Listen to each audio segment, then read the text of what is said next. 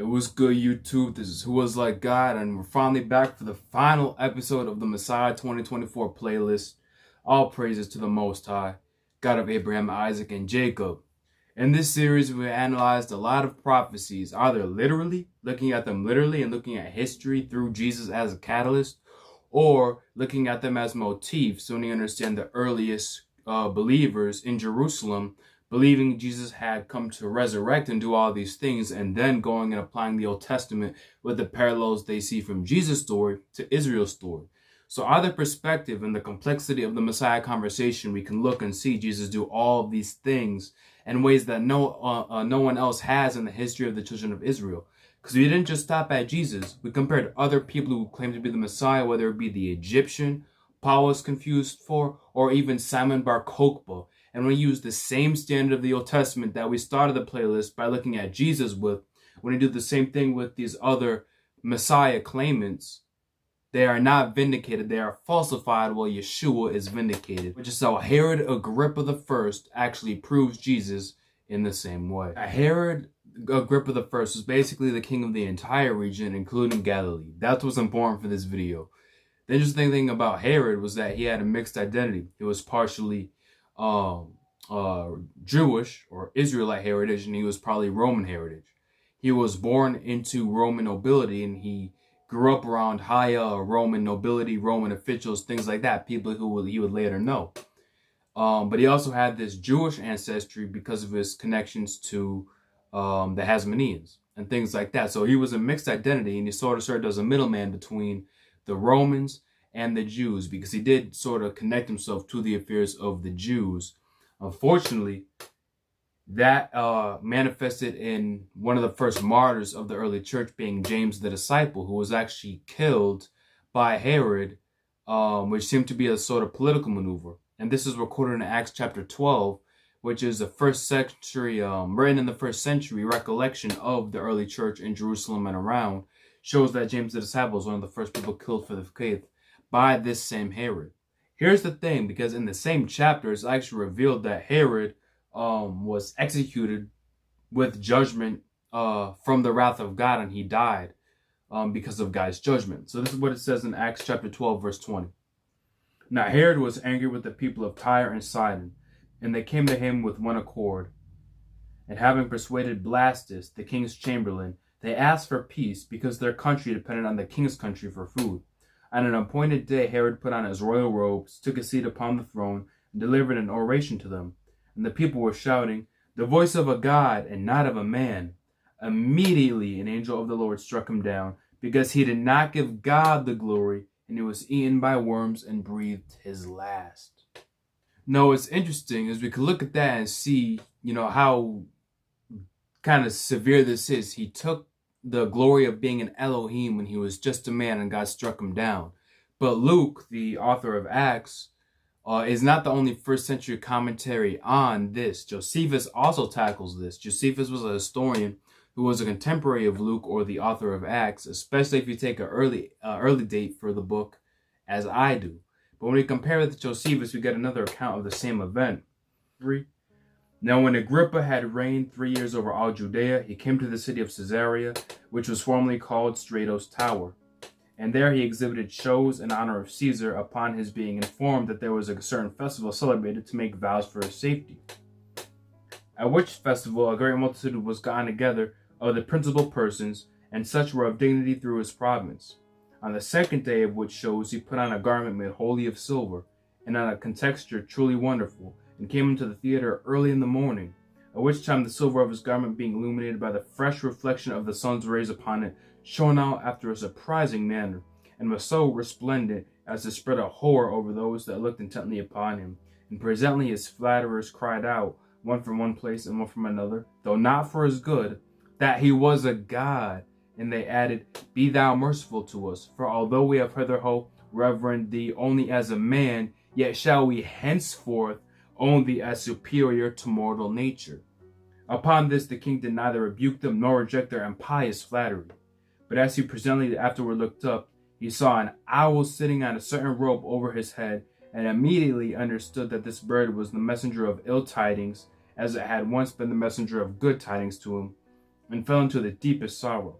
A severe pain also arose in his belly, and began in a most violent manner.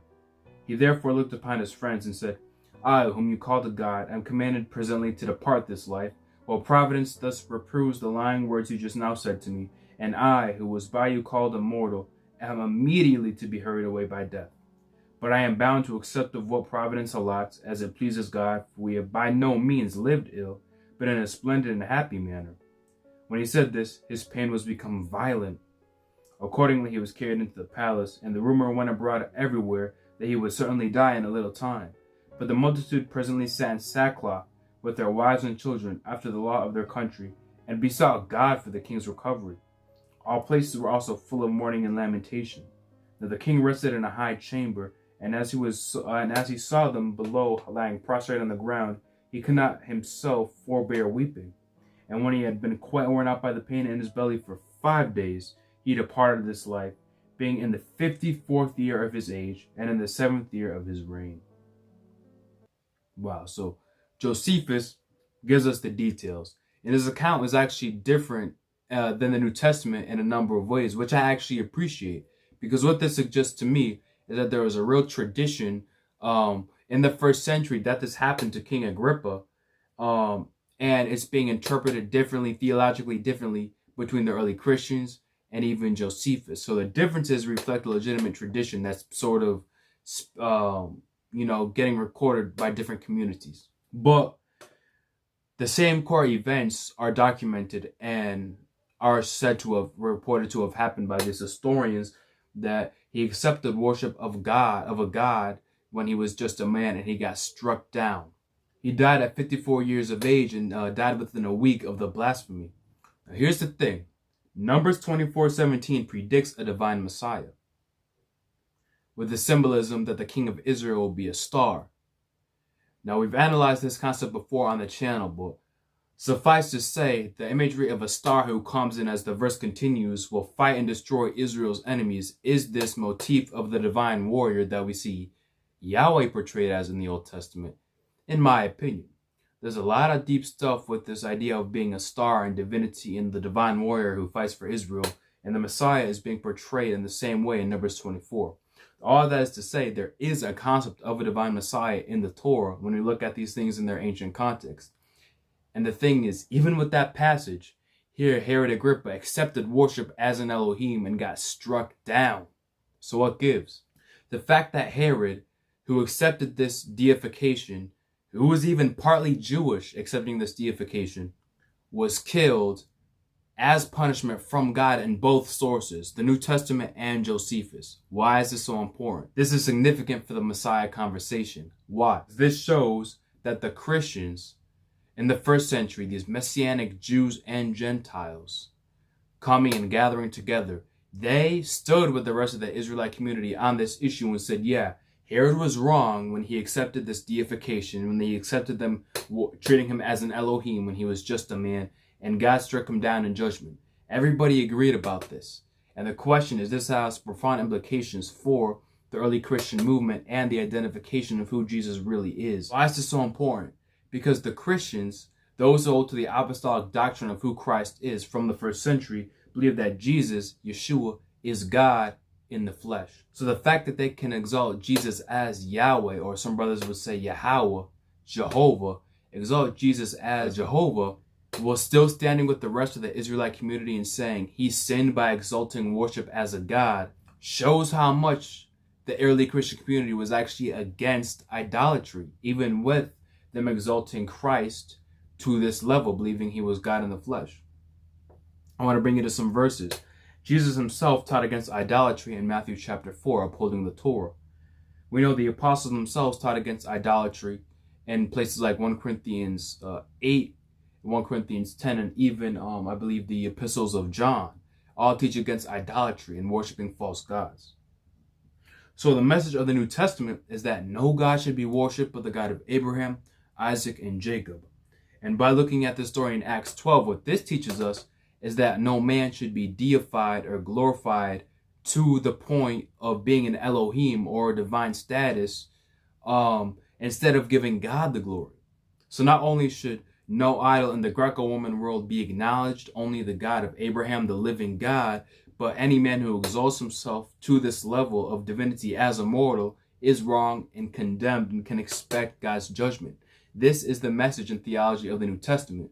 So the fact that they can say this in clear principle while still holding Jesus as God shows how entrenched the belief that Jesus is God actually goes back to ancient Judaism when we study it, because they were able, with a straight face, to reconcile this concept with being able to stand with everyone else and condemning Herod Agrippa in this situation. And why is that?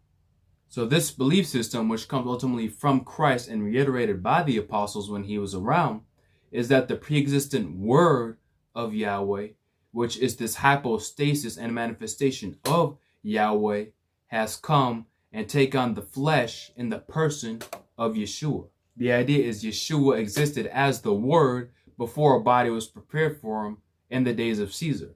The Word that revealed himself to the prophets in the Old Testament, that was recognized by the Israelites of old in various writings as a hypostasis or manifestation of the Most High, the same Word has come and incarnated in who we now call Yeshua, when there was a fixed point in time in the days of Caesar when a human body was prepared for him. But before this point, the belief system is that he existed as the Word, which is a legitimate manifestation of God's presence according to the Old Testament and Second Temple Jewish understanding of the nature of God. We also know that God has the ability to take on the form of man.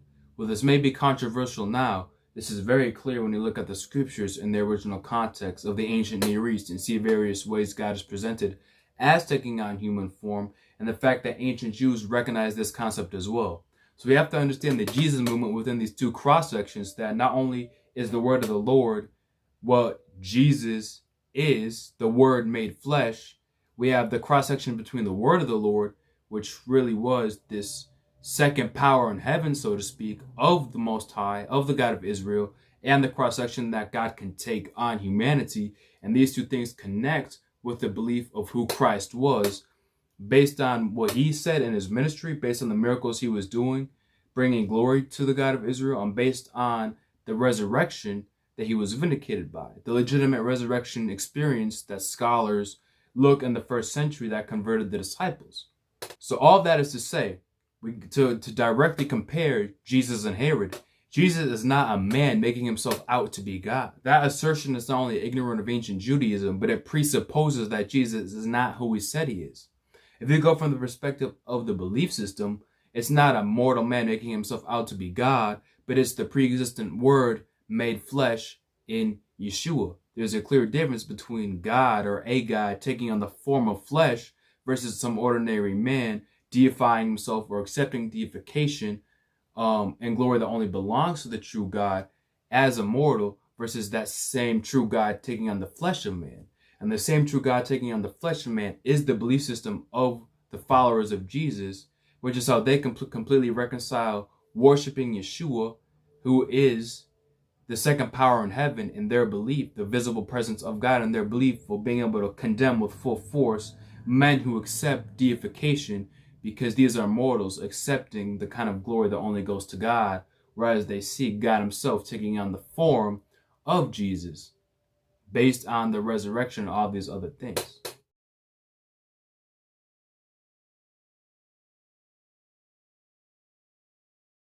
Again, if we're going from the perspective of the belief system, which comes from Christ himself, is that the pre-existent word of Yahweh has come and made flesh in Jesus. John 1:14.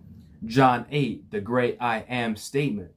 So Jesus, according to Jesus' own ministry, with the things he acclaimed and the verses he applied to himself from the Old Testament, Jesus was the great I am that was around before he was physically born in the human body and the human birth. Jesus saw himself as being around, being equal with the Father.